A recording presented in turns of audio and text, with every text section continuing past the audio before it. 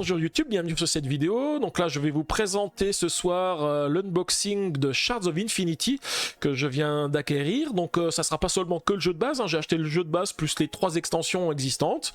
Donc c'est un jeu de deck building qui se passe dans un univers futuriste qui est fait par les auteurs de Ascension. Ascension c'est aussi un autre jeu de deck building que j'aime beaucoup, que vous verrez aussi prochainement sur ma chaîne parce qu'il y a l'édition du 20e anniversaire qui arrive très bientôt et que je vais acquérir, donc je ferai aussi un unboxing lié à ça. Mais bon, ce soir ça va être déjà Shards of Infinity, donc n'hésitez pas à laisser un petit commentaire et puis un pouce bleu sur la vidéo, et puis on se retrouve après à la fin de la vidéo. A tout de suite. Coucou Luffy, comment tu vas? Voilà les 4 boîtes, donc dans l'ordre on a la boîte de base. Si je me trompe pas, ça c'est la première extension qui rapporte des cartes plus le livret de campagne, donc qui va permettre de jouer en multi, en coopératif, enfin déjà jusqu'à 5 joueurs, parce que là on peut jouer que jusqu'à 4 joueurs, c'est de 2 à 4, là ça sera de 2 à 5, et qui va permettre de jouer en solo. Et puis ensuite après 2 petites extensions, donc si je ne me trompe pas, celle-ci c'est la troisième extension, et celle-ci la 4e. Alors je sais plus exactement dans quel ordre ça se passe. On va déjà commencer par la boîte de base. Le Lord de Shard m'a toujours fait sourciller, c'est un mélange de fantasy et de science-fiction. Ok. Bah, j'ai lu les règles du jeu, les règles du jeu ont l'air pas mal. Hein. Alors là, je suis obligé de prendre le cutter parce qu'il n'y a pas beaucoup de place pour ouvrir les boîtes. Alors on va essayer de ne pas tout déchirer. Ah, Logan qui pose une question à Luffy, est-ce que tu as toujours l'intention de devenir le roi des pirates? Eh bien écoute, je suis allé chez lui il n'y a pas longtemps et on a fait un Camped Flip avec lui, donc effectivement, on peut toujours être pirate avec Luffy. Hein. Alors ce que j'aime aussi sur ces boîtes, c'est que je sais pas si on le voit à la cam ici, non on le voit pas trop, hein. C'est le logo Shards of Infinity qui est un petit peu brillant, enfin qui dépasse un petit peu des boîtes. Ah si, on l'a vu ici, voilà, ici on le voit, un petit peu comme on voit pour le logo Yellow ici. Vernis sélectif, exactement, je cherchais le terme poupoule. Donc nous avons la règle du jeu, hein, donc où on explique. Alors il y a quatre types de cartes. Hein. Il y a des cartes de type héros, des cartes de type allié, des cartes de type mercenaire et des cartes de type champion. Les champions, ça fait un petit peu penser aux monstres qu'on a dans Magic. Hein. Ils viennent devant nous, ils ont des points de vie et ils vont attaquer les ennemis. Les mercenaires, je ne sais plus. J'avais regardé des trucs, j'avais regardé un petit peu les règles, mais je m'en rappelle plus. Ouais, je vais pas dire de conneries, en fait on en parlera quand j'aurai relu les règles. Je les ai lus il y a quelques jours et donc je me rappelle plus. Oui, le roi des pirates, ce sera à moi, dit Luffy. Donc on a déjà le truc qui est pas mal, voilà, c'est le compteur de points de vie. Hein. On a un vrai compteur de points de vie, hein, dans le jeu, pour une fois qu'on n'est pas obligé de prendre une application. Donc en fait, on a les points de vie de notre héros, et ici, ces points de... Alors, je sais plus comment ça s'appelle, ces points de magie, je crois. En fait, tous les tours, on peut ne pas jouer une carte pour augmenter ça de 1. Et ça va avoir des effets sur certaines cartes que l'on joue, parce qu'en fait, en fonction du niveau de magie qu'on aura, alors c'est pas magie, je cherche le terme exact, de maîtrise, voilà, de maîtrise. Et donc quand on augmente notre niveau de maîtrise, il y a certaines cartes qu'on va jouer qui auront plus d'effets. Et en particulier, on a, quand on arrive à une maîtrise de 20, si je dis pas de bêtises, non, 30, si on a une maîtrise de 30, on peut déclencher la puissance ultime de l'éclat de l'infini, et dans ce cas là on gagne immédiatement la partie. Donc mais ça veut dire qu'on a une partie de jeu qui a duré 30 tours pour pouvoir monter à 30, hein. Donc en fait c'est indiqué normalement sur une carte, en fait, nos seuils de maîtrise, mais je sais plus où. Est-ce que c'est... Non, c'est pas marqué sur nos compteurs de personnages. Donc en fait on voit, on peut jouer jusqu'à 4 personnages, donc on a forcément 4 compteurs. Et en fonction du personnage que l'on a, on a une carte qui va correspondre à ce personnage et qui va nous donner les seuils de maîtrise. C'est un jeu plus... Oui, c'est ça, j'avais vu aussi que c'était un jeu qui était plus long à jouer que Star Realms. Hein. Il y a un peu plus de choses. Donc en fait, on a nos 4 héros. Volos, Kosinwu, Tetra et Decima. Donc je suppose que dans la boîte de 5 joueurs, ici, il y en a un supplémentaire. Et après, on a les decks qui vont correspondre à nos différentes factions. Ils ont chacun une couleur qui correspond... Ah non, ouais, pas tout à fait. Si on a les bleus, les violets, les blanches, ouais, je sais pas trop. Je vais quand même ouvrir un paquet de cartes hein, pour vous montrer à quoi ça ressemble.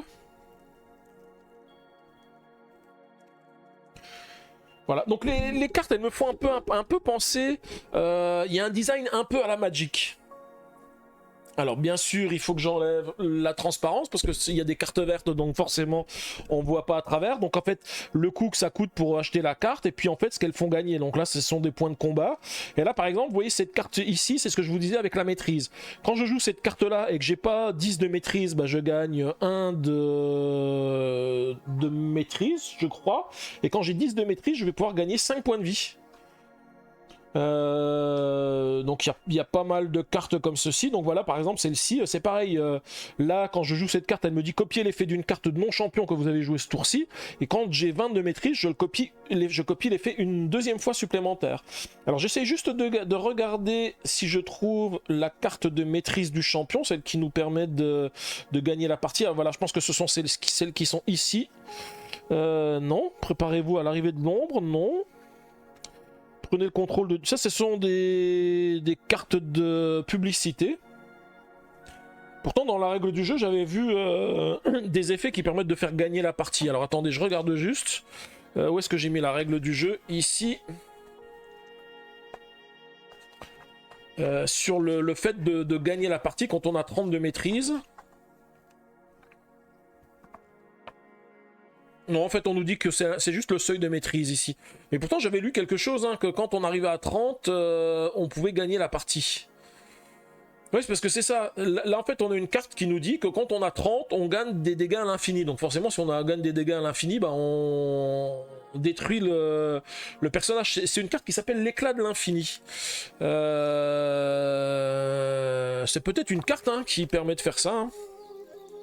Alors attendez, je vais ouvrir un autre paquet, on va regarder ça tout de suite. Les ouvertures faciles sont pas trop faciles à ouvrir. La première, j'ai pas eu de mal, mais les autres sont pas faciles.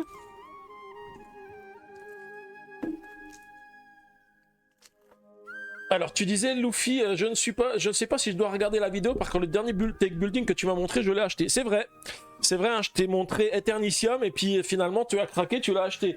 Donc là, si je te fais jouer à celui-ci, bah, y a de grandes chances que tu l'achètes après. Hein. Surtout si on peut jouer à plusieurs. Parce que c'est vrai que Star Realms, on joue surtout à deux. On peut jouer à 2 ou 3 parties de Star Realms pour commencer. On peut jouer à 2 ou 3 parties de Star Realms pour une partie de Shard. Ok. Eternicium, j'ai fait quelques parties, ouais, puis je l'ai présenté à Luffy la dernière fois, et donc il l'a acheté aussi. Mais il est bien, Eternicium. Moi, j'aime beaucoup Eternicium. Hein. Il est simple. Il n'y a pas énormément de choses, mais franchement, il fonctionne très très bien. Alors non, il n'y a rien non plus dans ce deck-là. Alors, je vérifie celui-ci. Ouais, t'as peur que j'ai raison. Ouais, c'est sûr, hein.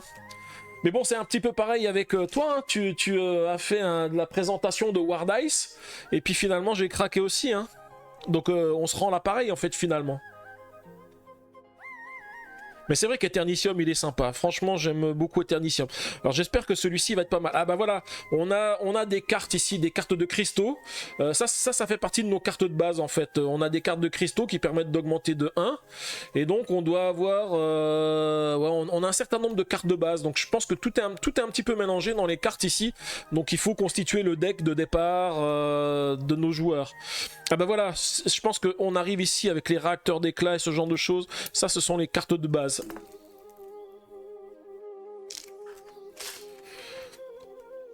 Voilà, voici l'éclat de l'infini. On le voit ici, hein. Quand on a l'éclat de l'infini, c'est un objet allié. Donc avec 30 énergie, 30 maîtrise, et ben on gagne une énergie infinie. On a aussi le réacteur hein, qui fait gagner un certain nombre de choses à la place. Et puis de nouveau les cristaux de base qu'on a dans notre deck de base. Donc voilà, à chaque fois en fait on a des cristaux, on a un blaster, un réacteur d'éclat et un éclat de l'infini. Ce sont les cartes qu'on a de base. Donc l'éclat de l'infini il est jamais perdu. Hein. Même quand on commence, vous voyez celui-ci il nous fait gagner 2, c'est pour l'achat. Donc plus on augmente en maîtrise, plus on va augmenter notre maîtrise. Et puis l'éclat de l'infini au départ il fait gagner 2 de combat. Et puis à 10 de maîtrise il en fait gagner 3, à 20 il en fait gagner 5 et à 30 l'infini. Donc forcément il a bien son nom, hein, c'est l'éclat de l'infini. Donc forcément là il nous fait gagner la partie. Donc ça ce sont les decks de base effectivement des joueurs. Bon, après ce qui va être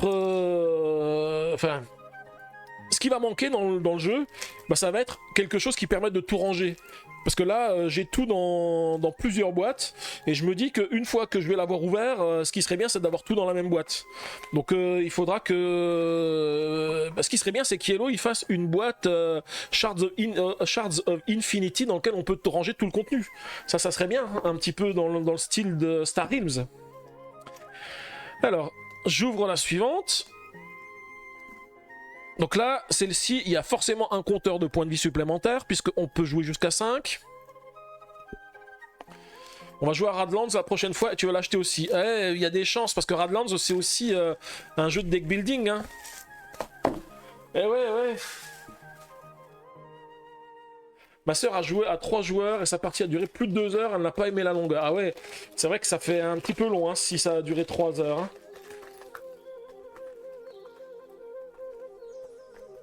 Mais pourtant, j'ai l'impression que quand même, 3 heures, ça fait quand même long. Hein. Mais j'avais lu quand même que c'était vachement plus long que Star Realms, parce que Star Realms, effectivement, les parties, elles s'enchaînent super rapidement. Donc là, la deuxième boîte, c'est l'Ombre du Salut. Alors bien sûr avec un petit livret de campagne, parce que ça en fait on a un mode campagne, hein, donc avec un petit livre comme on a l'habitude ici, et en fait on va voir qui, en fonction de qui on combat, on va à une page ou une autre, voilà en fait on a les factions qu'elle joue, un certain nombre d'éléments, donc je vais pas trop me spoiler par rapport à Shards of Infinity. Ouais, je trouve que c'est un petit air de Magic, hein, moi aussi hein, Luffy, hein, c'est ce que je me disais. Hein. Donc là, la règle du jeu avec le matériel et puis les règles additionnelles qu'on a, voilà, donc là sous forme de papier. Ce que j'avais dit, un nouveau compteur de points de vie, forcément, pour un nouveau joueur. On a aussi un punchboard, alors je sais pas à quoi ça sert, hein, puisqu'on a de nouveaux éléments. Alors, un petit compteur, je pense que ça c'est quand on fait le mode campagne, pour avoir les éléments concernant les boss. Et puis des cartes supplémentaires. Alors c'est pareil, hein, les cartes, je jouerai pas à ce jeu sans avoir mis en sleeves. J'ai déjà acheté les sleeves pour pouvoir mettre tout en pochette. Donc comme avait dit Poupou le café du Toquet tout à l'heure, ce jeu-là, je vais pas le jouer sans avoir mis les... Comment tu avais dit? T'avais pas dit des pochettes, des... Je sais plus comment t'avais dit. Donc là, on voit hein, des factions un petit peu différentes, avec des couleurs un petit peu différentes. Hein. Alors je sais pas si ça, ce sont des boss, des cartes pour le boss. C'est peut-être les cartes pour le boss parce qu'elles ont pas du tout le même design. Puis là on retrouve des cartes qui avaient un peu le design de celles de tout à l'heure, hein, avec les différentes couleurs. Donc là par exemple celle-ci hein, qui est super transparente parce qu'elle est verte. Voilà les différentes factions qu'on a. Hein. Voilà, je remontre un petit peu à la caméra ici, donc pas mal de cartes différentes. On a de nouveau des cristaux. Forcément, pour le 5e joueur, cristaux, blaster, réacteur, éclat de l'infini, parce qu'il faut que le 5e joueur ait son deck aussi. Hein. Vivement les pochettes, ouais, vive les pochettes, ouais c'est vrai, vive les pochettes. Hein. Donc là, de nouveau un autre deck avec... Alors ils sont pas mal ceux-là, avec des petits chiens mécaniques comme ça. Bon là le rouge, il est vraiment rouge, hein. Celui-ci il est pas transparent. Hein. Qu'est-ce qu'on a d'autre ouais, pas mal de cartes. Alors on a ces cartes là, je sais pas trop à quoi ça sert. J'ai vu qu'il y avait de nouvelles factions. Ça doit être une des nouvelles factions parce qu'en fait on a un symbole de faction ici en haut. Donc voilà, on en a 2 en plus. Hein. On a ça et ça. Ah, ou alors ce sont des factions de boss. Parce que là je vois qu'il y a différentes factions et puis les cartes sont noires. Donc il doit y avoir des cartes de base pour le boss et puis des cartes de faction. Et puis des cartes qui ressemblent à des tokens, parce que là par exemple j'ai la spore empoisonnée, et j'en ai plusieurs, donc je suppose que ce sont des tokens, quand je fais quelque chose je mets une spore empoisonnée, et la spore empoisonnée je la mets sur le terrain. Donc voilà, des cartes qui sont sympas. Je vais galérer pour ranger toutes les cartes une fois slivées, ouais c'est vrai. J'y pensais, hein. Mais je pense que je vais enlever les cartons qui sont dedans, là. Je me pose la question, hein, comment je vais les ranger. Je me demande si je vais pas aller faire un petit tour chez notre ami qui habite pas loin, qui fait de super inserts. Et qui me prévoit un truc que je puisse ranger dans 2 boîtes avec les sleeves. Comme ça, voilà, j'ai une boîte où j'ai les cartes de base avec les compteurs de points de vie, et puis une boîte dans laquelle j'ai toute la suite.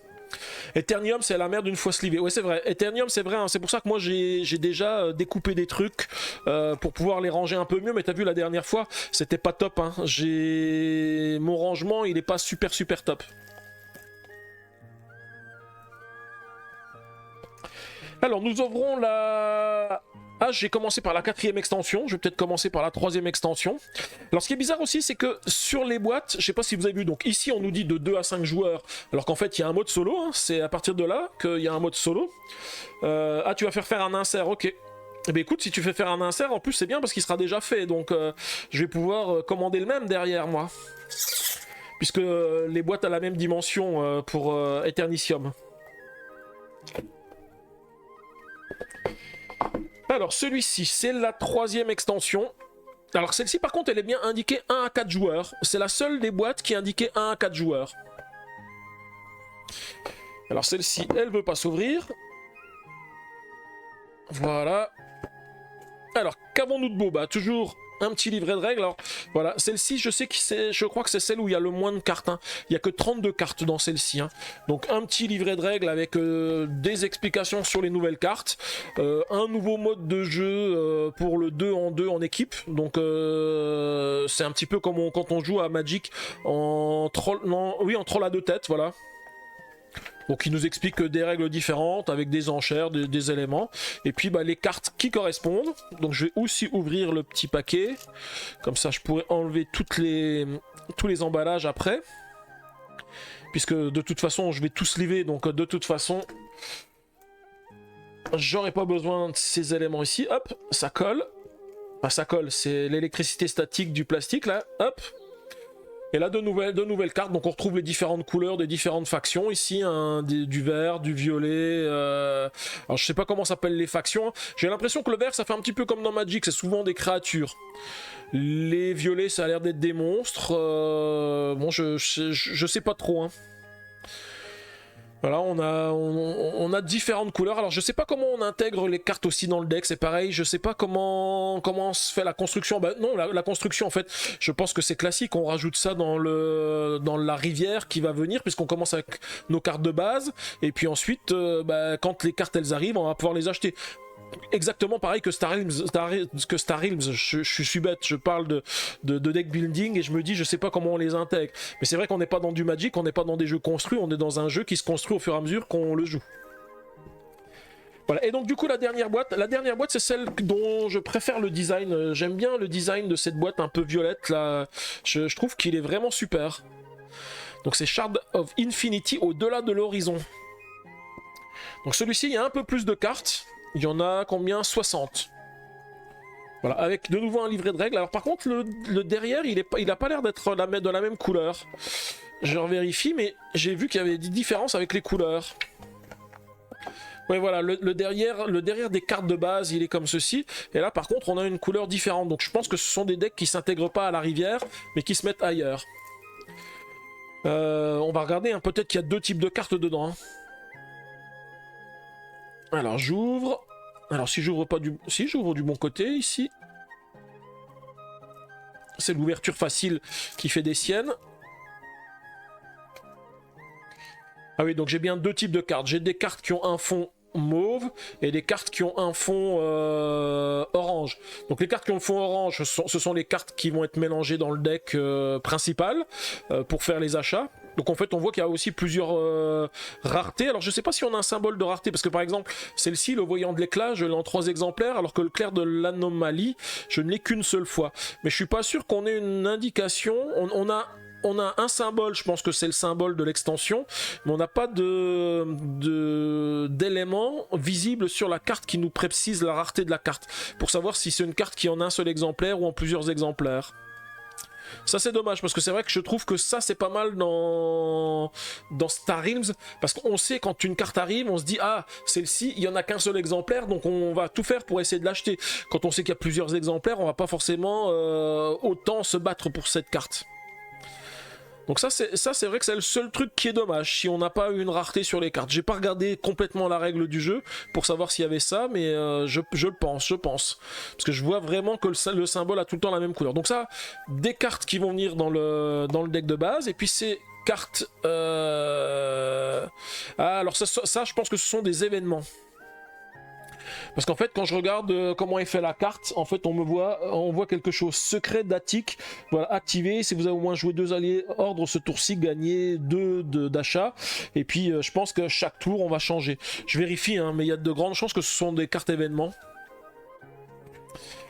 Alors ils appellent ça des cartes de destinée. Les cartes de destinée vous accordent des capacités spéciales une fois par partie. Si vous avez atteint au moins 5 à votre tour, vous pouvez placer l'une des cartes destinées disponibles. Vous pouvez gagner l'une des cartes destinées disponibles. Passez alors cette carte devant vous. Vous pouvez utiliser ces capacités jusqu'à la fin de la partie. Sauf mention au contraire, vous ne pouvez gagner qu'une seule carte destinée par partie. Alors choisissez bien. Ah oui, donc les cartes destinées, c'est pas des événements qui vont tourner à chaque tour. C'est en fait, dès qu'on atteint 5, on choisit une carte destinée. Alors je sais pas si on l'a choisi parmi toutes les cartes disponibles ou si on a déjà une mise en place. Oui, c'est ça, on révèle 6 cartes destinées au hasard. Et en fait, ce sont les cartes qui sont disponibles pour la partie. Donc on les choisit parmi les 6 qu'on a sélectionnées. Donc voilà, donc pas mal de cartes destinées supplémentaires, avec pas mal d'éléments. Hein. Alors je suppose que le petit texte qui est ici, c'est du texte narratif. Vous êtes réclamé par une... Non, votre éclat vous réclame une expérience étrange. Transférez les esprits des spectras dans les corps organiques du maquis. Les tests sont monstrueux et les victimes innombrables, mais finissez par réussir. Ouais, c'est ça. Vous pouvez considérer les cartes spectras comme des cartes maquis et inversement. Donc je suppose que ce sont les différentes factions avec lesquelles on joue ceci. Hein. Donc en fait voilà, pas mal de cartes, alors comment ils ont appelé ça, de cartes destinées, qui vont permettre d'influencer un petit peu le jeu. Bon et bien voilà, ça s'en finit avec notre petit unboxing de ce soir. Hein, donc voilà, moi j'ai encore pas mal de boulot, hein, parce que va falloir mettre tout ça en sleeves, et puis compulser les règles du jeu pour pouvoir rapidement faire des parties, puis le présenter à tout le monde, à des amis, à Luffy, histoire de se faire une petite idée par rapport à ce jeu. Bon, je sais que ça faisait un petit moment que je l'avais vu, hein, et qui m'intéressait, donc bah, là j'ai craqué. De toute façon je voulais acheter quelques petits trucs, et donc du coup j'ai craqué pour ça. En attendant bien sûr de recevoir bientôt Ascension, parce qu'Ascension il arrive, c'est pareil, courant juillet, hein, c'est deuxième quinzaine de juillet qu'arrive Ascension, donc là c'est vraiment le mois deck building. Hein.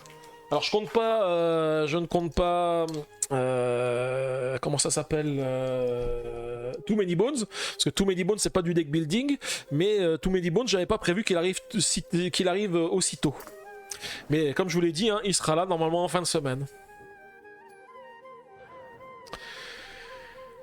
Eh oui, tu as hâte de tester le jeu, moi aussi c'est pareil, j'ai hâte de compulser les règles du jeu, de me faire quelques petits essais là, donc déjà mettre toutes les cartes en pochette, comme ça je vais pouvoir tester, rien qu'avec le deck de base, puisqu'on peut jouer en solo, et puis comme ça je vais regarder un petit peu comment ça fonctionne, et puis après bah, vous présenter ce petit jeu. Et ben on va faire notre petit au revoir à YouTube. Au revoir YouTube, donc merci d'avoir assisté à la vidéo, donc j'espère que ce petit unboxing vous a plu, hein, de Shards of Infinity. Donc maintenant j'ai très hâte de tester le jeu, hein, jeu de deck building, type de jeu que j'aime bien, donc comme on en a parlé tout à l'heure, avec un design un petit peu à la Magic, hein, enfin en tous les cas moi j'ai trouvé, hein, avec des couleurs qui ressemblent un petit peu, donc on verra bien à l'usage, hein, s'il a l'air aussi bien qu'il n'en a l'air ici, en tous les cas j'espère. Bon moi j'aime les deck building, de toute façon, je suis sûr que je ne serai pas déçu par rapport à ce jeu. Donc voilà, je vous ferai quelques petits commentaires, et puis de toute façon, s'il est bien, je referai des streams de parties en live, hein, puisqu'on peut jouer en solo, il y a un mode campagne, donc je ferai certainement la campagne pour vous faire découvrir le jeu. Voilà, en tous les cas, n'hésitez pas à laisser un petit pouce bleu et puis des commentaires, et puis surtout abonnez-vous à ma chaîne pour ne pas rater la suite des vidéos que je posterai. Je vous dis merci et je vous dis à bientôt.